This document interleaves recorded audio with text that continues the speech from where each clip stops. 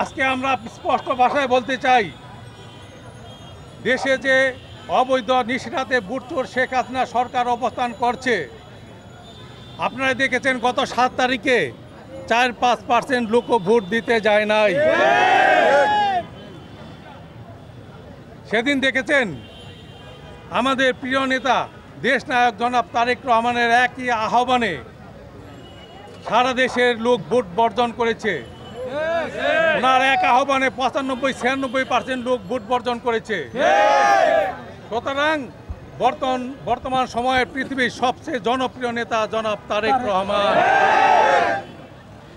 আপনারা জানেন দেশনেত্রী বেগম খালেদা যে এখনো কারাগারে মৃত্যুর সাথে পাল্টা লড়ছেন। আমরা আর এই অবৈধ নিশিরাতে বুটচোর সরকারের কাছে কারো মুক্তি দাবি করব না। আমরা আগামী দিনে দেশনায়ক জনাব তারেক রহমানের আহ্বানে আন্দোলন সংগ্রামে শরিক হয়ে দেশনেত্রী বেগম খালেদা জিয়াকে মুক্ত করব ইনশাআল্লাহ। আগামী দিনে রাষ্ট্রনায়ক জনাব তারেক রহমানকে দেশে ফিরিয়ে আনব ইনশাআল্লাহ।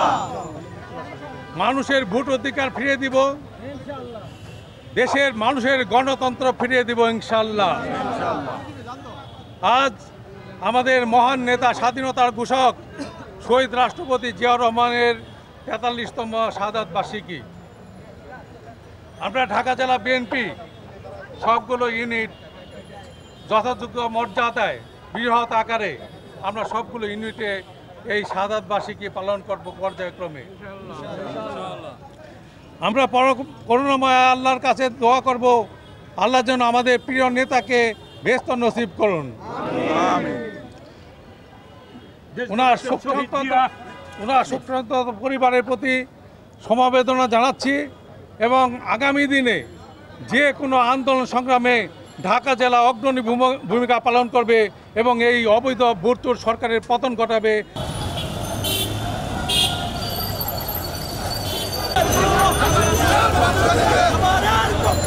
লাল গোলাপ